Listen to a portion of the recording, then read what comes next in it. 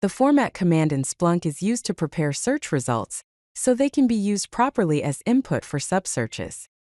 It structures the data with the correct formatting to embed field value pairs inside a larger search query. The primary purpose of the format command is to convert search results into a formatted string suitable for subsearches. This allows you to dynamically build search filters or queries. It ensures that field value pairs are embedded with the proper syntax in the outer search. To use the format command, simply add it after a search command. This instructs Splunk to prepare the results of the search as properly formatted input for a subsearch. The basic syntax is 3 dots followed by a pipe, and then the word format. The format command supports several useful options. The list option formats the output as an OR list. The values option formats the output using only field values without field names.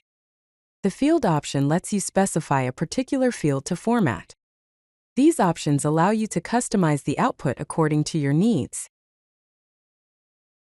Here is an example where a main search uses a subsearch to find the top 5 URI paths that returned a 404 status. The subsearch format command prepares these results to be used as a filter in the main search.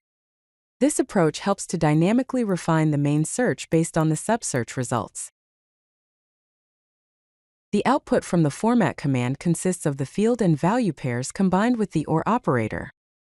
In this example, the URI paths are formatted inside parentheses and linked by OR statements. This output is then used by the main search to filter events matching any of these paths. When using the format command, it is best to build clean and maintainable subsearch filters. Limiting the size of subsearch results helps optimize search performance and avoid errors. Combining format with other commands allows you to refine the search results before formatting. Always test the formatted output separately to ensure the syntax is correct for the outer search. If you like this video, hit that like button and don't forget to subscribe. Visit codelucky.com for more such useful content.